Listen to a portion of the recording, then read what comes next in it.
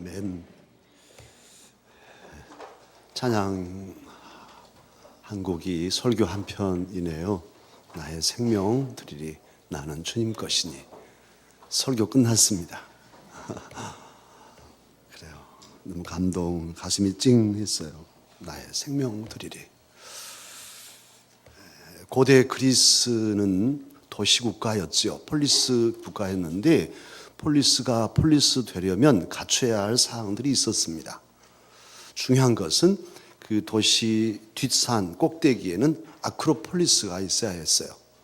적이 쳐들어오면 그 아크로폴리스로 피신해서 거기에 비상식량도 있고 적을 내려다보면서 싸우면서 도시를 지켰어요.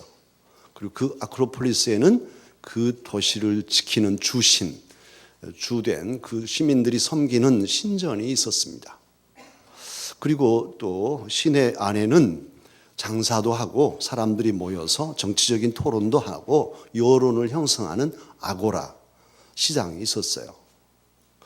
그리고 이제 공연을 하거나 무슨 좋은 잔치가 있으면 다 모여서 함께 구경하는 원형 경기장이 있었고, 그리고 또 하나 꼭 있어야 하는 게 있었는데 체육관, 운동하는 김나지온이라는 그런 체육관이 있었어요.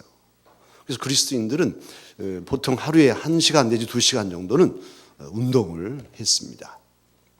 이 그리스도인들은 사람의 몸이 가장 아름답다고 생각했고 잘 균형 잡힌 몸을 갖기를 최고의 꿈으로 삼았어요.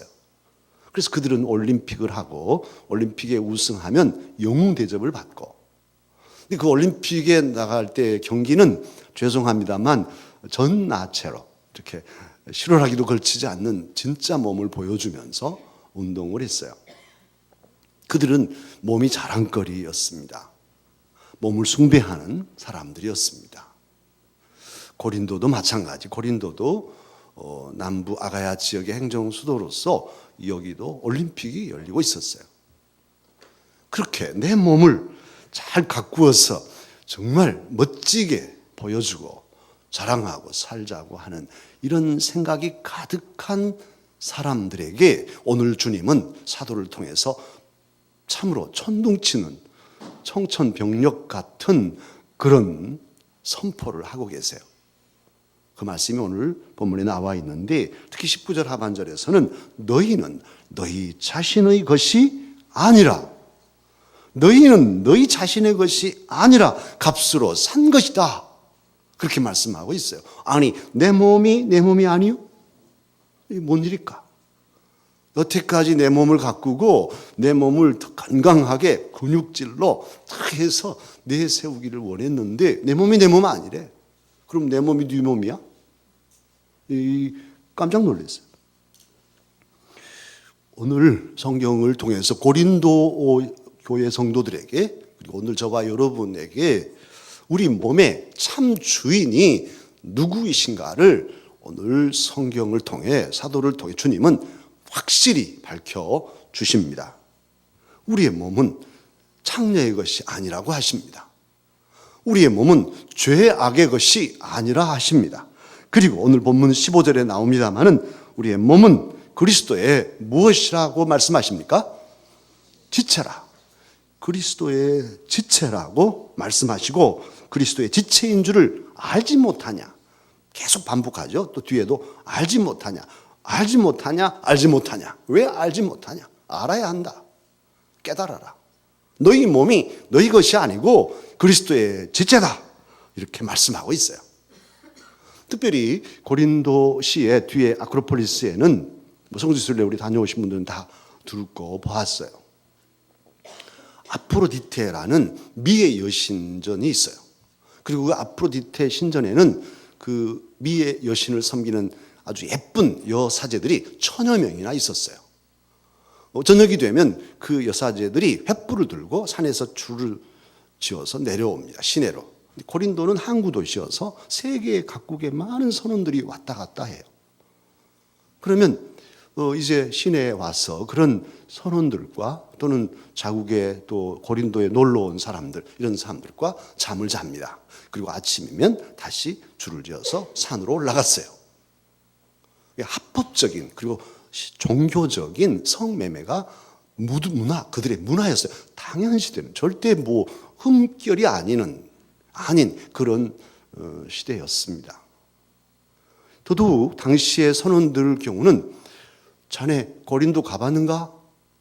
아니 난 아직 못 가봤네. 고린도도 아직 못 갔어? 나는 가서 잘 놀다 왔네. 하면 야 부럽네. 고린도 어쩌든가 그 여사제들 예쁘든가 뭐 이렇게 이게 자랑거리고 부러움이 되는 그런 것이었어요. 그런 문화 속에서 사람들이 고린도를 선호하고 살아가는데 오늘 폭탄을 터뜨리듯이 말씀하는 것이죠.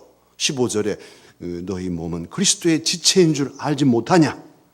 그리스도의 지체를 가지고 창녀의 지체를 만들겠느냐? 결코 그럴 수 없느니라. 그렇게 선언하고 있어요. 이 말씀은 부부의 성생활을 금지하는 것이 아니죠. 또 오해하면 안 돼요. 항상 지나치면 부족함만 못하다 하는데 신앙도 마찬가지. 균형이 있어요. 부부의 성생활을 부정한 게 아니에요. 조금만 더 읽어가면 고린도전서 7장 5절에는 부부들이 분방하지 마라. 서로 각방 쓰지 마라. 부부 생활은 그리스도 안에서 부부의 성생활은 아름다운 사랑인 거예요. 잘못돼가지고 뭐 믿음 좋다는 그런 그 생각에 남편하고 거리를 두고 각방을 쓴다든 이런 부부가 있다면 건강한 신앙이 아니에요. 우리 강서교회는 그런 사람이 없을 거예요. 사실. 그래서도 안 되고. 그래서 부부는 함께 서로 사랑하고 함께 주 안에서 기쁨을 나누고 살아가는 것이란 말이에요. 그렇게 하나님이 정하신 부부의 성을 떠나서 이제 다른 성행위를 할 때는 그것이 곧 음행이라고 오늘 성경은 지적하고 그것은 몸 밖에 죄를 짓는 게 아니라 자기 몸에게 죄를 짓는 것이다. 그렇게까지 강하게 말씀하고 있습니다. 사랑하는 강사가족 여러분, 저와 여러분의 몸은 누구의 것일까요? 우리가 주님을 알기 전, 저는 모태신앙이지만 주님을 인격적으로 내가 영접하기 전에 나의 몸의 상황은 내 것이었어요. 내 마음대로 쏘고 살았어요. 여러분은 어떠십니까? 여러분의 몸을 여러분 마음대로 살았죠. 여러분의 몸을 즐겼어요. 내가 내 몸을 즐기는, 함부로 사용하는, 그리고 거창하고 높은 몸을 사용하는 목적도 없이 그냥 살았던 것이죠. 나 마음대로 다 같이 하면서 죄를 즐기며 살았어요. 죄에 대해서 무감각해졌어요. 죄에 대해서 익숙해졌어요. 하지 않으면 오히려 괴로워요. 요요 현상이 일어나고 이런 부작용이 일어나요. 그래서 먹을 것, 안 먹을 것 다 먹고 마셔야 되고 피워야 되는 이런 몸이 되었단 말이에요. 17세기에 영국 성공회의 신부이며 시인인 존 던이라는 분이 계셔요. 이분이 갑자기 몸이 아팠는데 고열로 7일 동안 죽을 고비를 넘기고 살아났어요. 그리고는 깊은 명상 속에서 기도문을 남겼는데 그가 그 기도문 중에 이런 고백을 합니다. 하나님, 왜 제 영혼은 몸이 병에 반응하는 것처럼 죄악에 대해 불안, 예감, 변화, 대항, 회의를 보이지 못하는 것입니까? 왜 제 영혼의 박동은 죄악의 유혹을 받을 때에 뛰지 않을까요? 왜 뛰지 않습니까? 우리 몸은 감기만 와도 기침하고 열이 나고 진맥해 보면 몸에 병이 있는지 없는지 이 맥박이 알려줘요. 또 상처가 나면 통증이 와서 여기 상처 났다는 걸 알려주잖아요. 그런데 우리의 영혼은 죄악이 와도 아무렇지도 않아. 맥박도 안 뛰어. 이 존 더는 자기의 깊은 내면을 성찰하면서 하나님, 내가 이렇게 몸이 아프니까 열이 나고 몸이 이렇게 반응을 하는데 왜 내 영혼은 죄악에 대해서 이렇게 반응할 줄 모를까요? 내 썩어서 죄악에 오염되어 냄새나는 자신을 성찰하면서 그렇게 진솔하게 하나님께 고백하였어요. 존던의 이 고백은 바로 오늘 저와 여러분의 고백일 수 있어요. 우리도 그랬으니까. 그렇게 살아왔으니까. 정말 죄로 썩어서 냄새 나는데도 알지 못하고 깨끗이 단장하고 화장 잘 해가지고 이렇게 살아왔단 말이에요. 속에 내 영은 썩어서 골마 있는데도, 죄로 물들어서 젖어 냄새가 나는데도 모르고. 그런데 웬일인지 웬은인지 우리 주 예수님께서 이 죄 많은 우리를 사랑하시고, 우리가 주님을 알기도 전에 이미 우리를 아시고 십자가에 달려서 피 흘려서 저와 여러분의 모든 죄값을 대신 치러 주셨습니다. 내가 너를 위하여 죽는다. 너 방황할 때 흘리던 눈물, 그 눈물 위하여 내가 죽었노라. 아들아, 딸아, 나는 너를 사랑한다 하시고 십자가의 보혈로 우리의 모든 죄를 깨끗이 씻어주셨어요. 그리고 우리를 정결케 하사 감히 하나님의 아들로 딸로 살게 하셨습니다. 우리 몸을 존귀하게 해주셨어요. 여태까지 죄만 짓고 살아온, 여기다가 뭐 안 먹을 것 먹을 것 다 집어넣고 안 할 것 못 할 것 하면서 엉망진창인 이 몸을 주님은 존귀하게 하나님의 것으로 구별해 주셨습니다. 할렐루야. 얼마나 감사한지요. 이걸 보혈의 은혜라 하지 않습니까? 그래서 이제 예수 그리스도를 나의 구주로 고백하는 모든 그리스도인은 그 몸이 그리스도의 것입니다. 그는 그리스도의 사람입니다. 그 몸이 하나님께 속하였습니다. 하나님 것이에요. 그래서 이제는 그 몸이 음행을 위하여 있지 않고 일정한 부부 생활을 넘어선 울타리를 넘어가는 그런 음행에 있지 않고 하나님을 위하여 우리 몸이 있다고 오늘 성경은 증거하지 않습니까? 참으로 하나님이 우리를 사랑하셔서 죽을 죄인들을 불쌍히 여기시고 하나님을 위한 존재로, 또 하나님을 위한 몸으로 복되게 존귀케 하여 주셨습니다. 그러기에 바울 사도님은 로마서 6장 13절에서 선포합니다. 너희 지체를 불의 무기로 죄에게 내주지 말고 너희 지체를 의의 무기로 하나님께 드리라. 놀랍죠? 이제 이 무기란 것은 전쟁에 쓰는 도구잖아요. 옛날 개혁파는 의의 병기로 이렇게 말했는데 똑같은 말이죠. 무기. 싸울 때 쓰는 그런 무기로 우리 몸을 쓰라는 거예요. 그러니까 죄에게 들여서 잘못된 것을 싸우듯 살아가지 말고 이제는 불의와 또는 추악한 죄악과 여러 가지 유혹과 맞서 싸우면서 의로운 일에 이 몸을 무기처럼 생각하고 싸우듯이 몸을 하나님께 드려서 살아가라. 그렇게 말씀하신 거예요. 바울 사도님은 이 말씀을 당신이 말로만 우리한테 하고 자기는 뒤에서 엉뚱하게 살아가셨는가? 그렇지 않죠. 바울 사도님은 그가 하나님의 말씀을 받아서 전한 것대로 온전히 살려고 힘을 쓴 사람이에요. 평생을 주님께 드렸어요. 그는 홀로 복음을 위해서 매맞고 배고픔을 당하고 배가 파선해 죽을 뻔하고 감옥에 갇히고 그랬죠. 그가 로마 감옥에 갇혔을 때에 빌립보에 있는 성도들에게 쓴 편지에 보면 빌립보서 1장 20절에 그렇게 말씀하고 있어요. 내가 살든지 죽든지 내 몸에서 그리스도가 존귀케 되게 하려 하나니. 내 몸이 지금 감옥에 갇혀 있는데 내 죄 때문이 아니라 예수님 복음 전하다가 갇혔잖아요. 예수님 때문에 갇혀 있지만 나는 살아도 죽어도 상관없어. 내 몸을 가지고 우리 주님을 존귀하게 섬길 수만 있다면 죽어도 좋다. 이렇게 자신 있게 고백하고 있습니다. 사랑하는 강사 여러분, 우리 몸이 내 것이 아닙니다. 따라서 한번 할까요? 내 몸이 내 몸 아니요. 내 몸이 주님 것이요. 내 몸이 내 몸 아닙니다.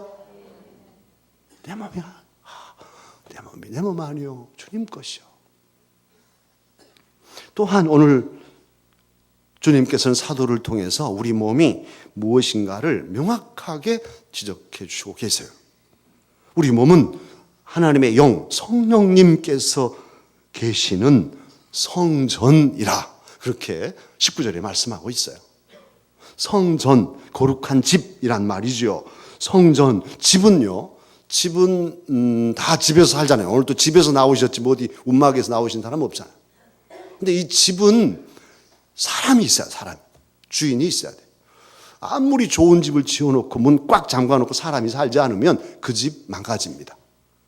그래도 좋건 나쁘건 사람이 들락거리면서 문을 열고 닫고 환풍을 시키고 이렇게 사람 사는 온기가 있어야 집도 버텨내요.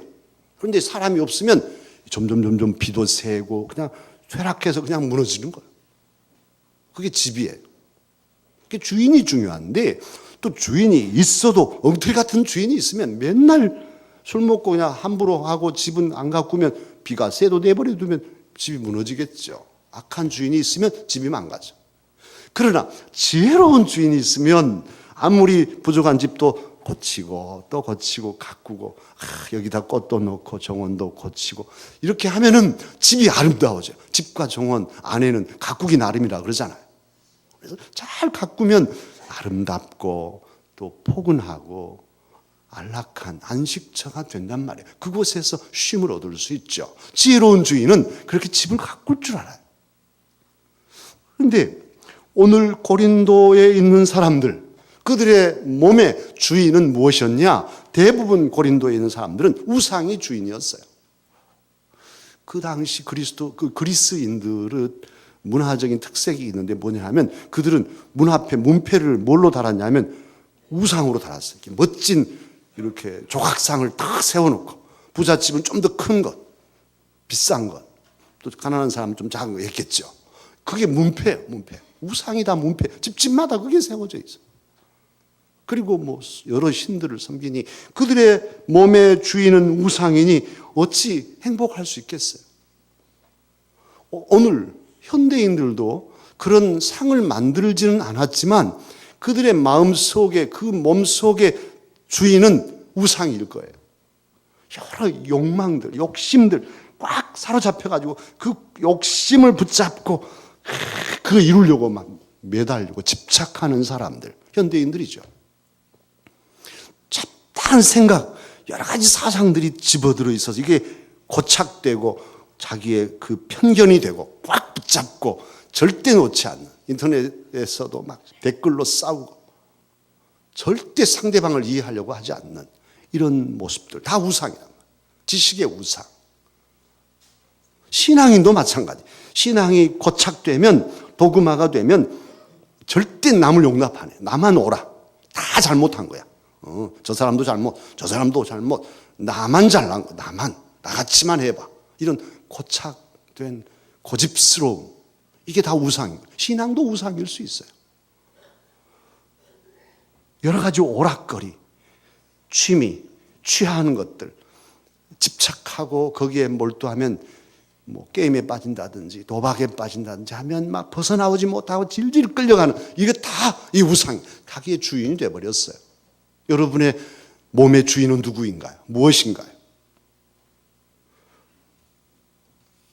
그렇게 되니까 피곤하고 삶이 엉클어지고 점점 어려워지고 피폐해지게 되는 것이죠. 오늘 성경 하나님의 말씀은 사도를 통해서 그렇게 가르쳐 주십니다. 너희 몸은 성령이 계시는 거룩한 전이다. 성전이다.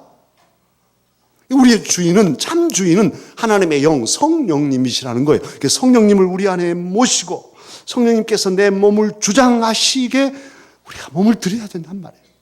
내가 내 몸을 쓰는 게 아니라 성령님이 내 몸을 사용하시도록 그렇게 살아야 한다는 것이죠. 성전은 무엇 하는 집입니까? 성전은 만민이 무엇 하는 집이에요? 기도하는 집이잖아요. 성전은 기도하는 집이에요. 그리고 성전은 예배하는 집이에요. 하나님을 찬양하고 하나님께 기도해서 교제하고 하나님이 계시면서 기뻐하시는 그러전이 성전이란 말이에요. 그렇다면 우리 몸이 늘 기도하고 늘 찬양하고 하나님께서 기뻐하시도록 우리 몸이 살아가야 진정한 성전의 역할을 하는 것이 아니겠습니까? 또한 우리가 세상에 나가서 살더라도 그 우리 몸으로 하나님이 기뻐하시는 일들을 하는 그 삶의 예배가 있어야 하지 않겠습니까? 주님은 그러기에 오늘 사도를 통해서 너희 몸은 하나님의 성령이 거하시는 성전이다. 값으로 샀다. 너 이것이 아니다. 그러니 하나님께 영광을 돌리라. 그렇게 말씀하십니다. 1960년대 미국의 스탠퍼드 대학의 심리학자 월터 미셸 박사께서 4살짜리, 평균 4살짜리 유아생들, 스탠퍼드 대학에서 경영하는 유치원에 4살짜리 원아들 653명을 조사했어요. 실험을 했어요. 뭘 실험을 했냐면 이 녀석들이 자기의 욕구를 잘 참아내는가, 욕구 조절 능력에 대해서 실험을 했어요. 이게 우리 애들에게 한 명, 두 명 애들을 놓고 접시에다가 하얀 설탕, 마시멜로 하나를 딱 놓고 이걸 내 선생님이 잠깐 밖에 갔다 올 테니까 이걸 안 먹고 잘 참고 있으면 갔다 와서 하나 더 줄게. 그러나 못 참고 먹으면 그걸로 끝이야. 그렇게 얘기를 했어요. 이렇게 놔뒀는데 한번 인터넷으로 마시멜로 실험 한번 검색도 해보세요. 애들이 어떤 표정을 짓고 어떻게 얘기인가. 찍어도 보고 냄새도 맡아보고 막 어떻게 할 줄 모르고 또 엉뚱한 데 보고 있고 막 이렇게. 그런데 대부분 아이가 30초도 못 돼서 다 먹었어요. 찍어보다가 그냥 반틈 집어먹고 이렇게. 그래서 거의 다 3분을 못 넘기고 다 먹고 말았는데 30%는 100명 중에 30명은 그래도 참았어요. 이 녀석들은 자기가 참는 방법을 개발한 안 보고, 어떤 애들은 안 보고 이렇게 눈을 가리거나 또 엉뚱한 생각을 하거나 노래를 부르거나, 이건 여기 있지만 마음은 여기 있지만 자꾸 마음을 딴 데로 두고 이렇게. 근데 안 보기만 해도 상당히 오래 버틴답니다. 그러니까 음행을 피하라 오늘 말씀도 그러는데 피하는 게 중요해요. 보면 견물생심이라. 얘들이 앞에다 놓고 안 볼 수가 있잖아요. 하다가 그냥 에이 먹어버리자 먹어버린 거예요. 근데 그게 중요한 게 아니고 이 미셸 박사가 두 부류로 나눴어요. 15분 정도 참은 학생들, 못 참고 먹어버린 애들 두 부류로 나눠서 15년 동안 추적했어요. 15년 후에 조사를 해보니까 그 마시멜로 하나를 먹고 안 먹고가 뭡니까마는 잘 참아냈던 애들은 교우 관계도 좋고 언어 표현 능력도 뛰어나고, 우리 같이 수능 미국도 시험 보는데 그 시험에서도 아주 다른 애들보다 월등하게 점수들이 좋은 거예요. 그런데 찍어 먹다가 그냥 아예 먹어버린 애들은 교우 관계도 안 좋고 언어 표현 능력이나 모든 면에서 뒤떨어졌다는 거예요.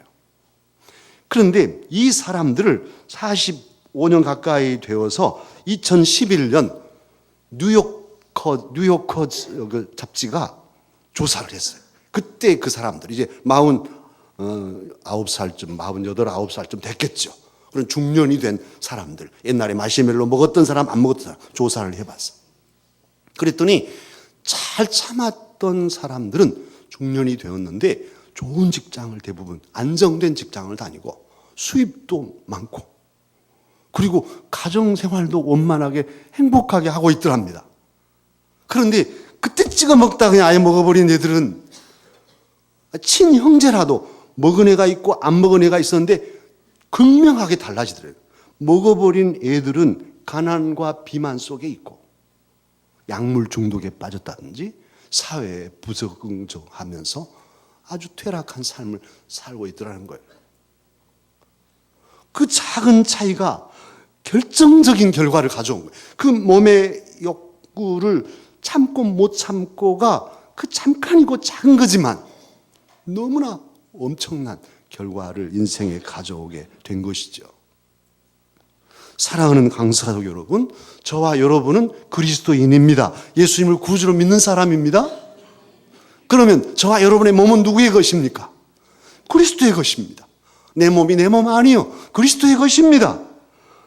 우리가 그렇게 그리스도의 몸이지만 실제로 살면은 우리 몸이 옛날 죄악을 기억하고 있어요. 아주 익숙해져 있기 때문에 우리의 믿음의 의지를 놓아버리면, 우리가 감시하지 않으면 이 녀석이 저절로 또 천관 기생한테 간다니까요. 이렇게 몸이 그렇게 가게 돼 있어. 싹둑 목을 자르지 않으면 살아나가지고 또 옛날 습관으로 가게 돼 있어요. 그래서 오늘 말씀이 경계하는 거예요. 어때요? 많이 배우면 이길 수 있을까요? 유혹을? 많이 배운 사람들 이기던가요? 유명한 대학 교수들도 성추행으로 부끄러움을 당하는 모습 보지 않아요? 돈이 많으면 이길 수 있을까요? 돈 많은 사람들 더 오히려 더 잘못된 것 보죠.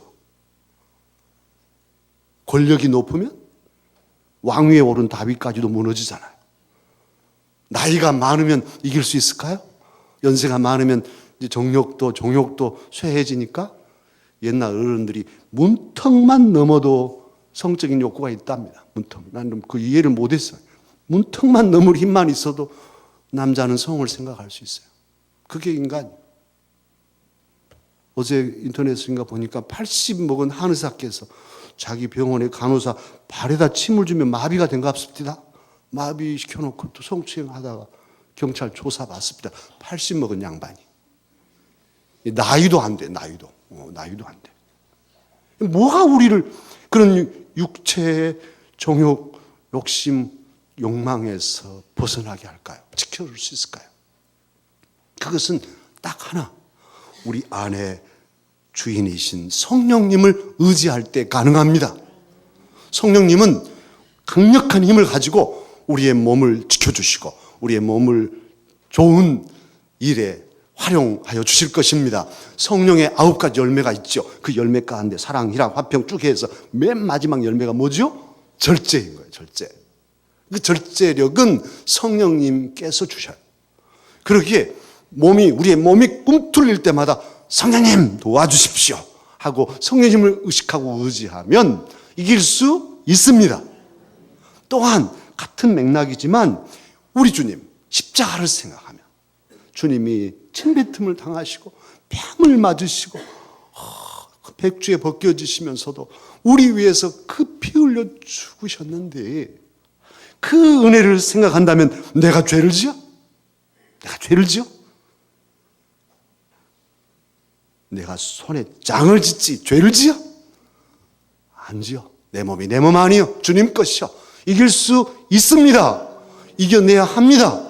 여러분의 담임 목사도 그렇게 지금까지 살아왔고 앞으로도 그렇게 살아갈 거예요.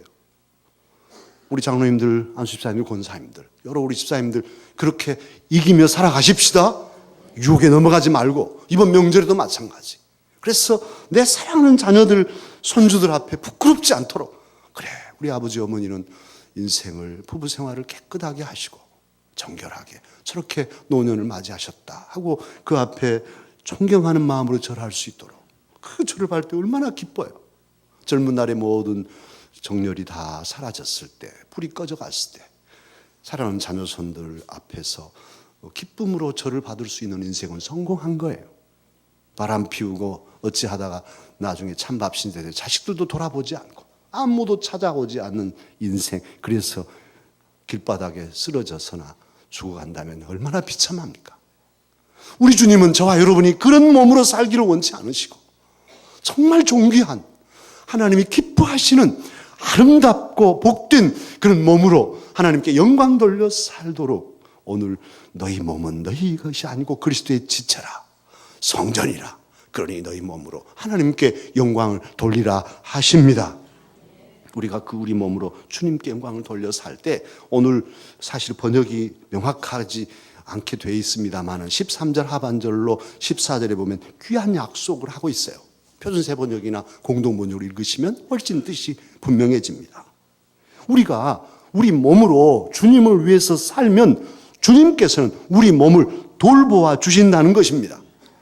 놀랍죠? 우리가 주님을 위해 살면 주님은 우리 몸을 돌아보시고 이 썩을 몸을 다시 부활시켜서 썩지 않는 영원한 몸으로 부활하게 하실 것입니다.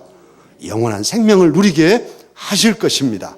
우리 모두 그 소망 가지고 믿음 지키고 우리 몸으로 주의 영광을 나타내며 살아가십시다. 기도하겠습니다.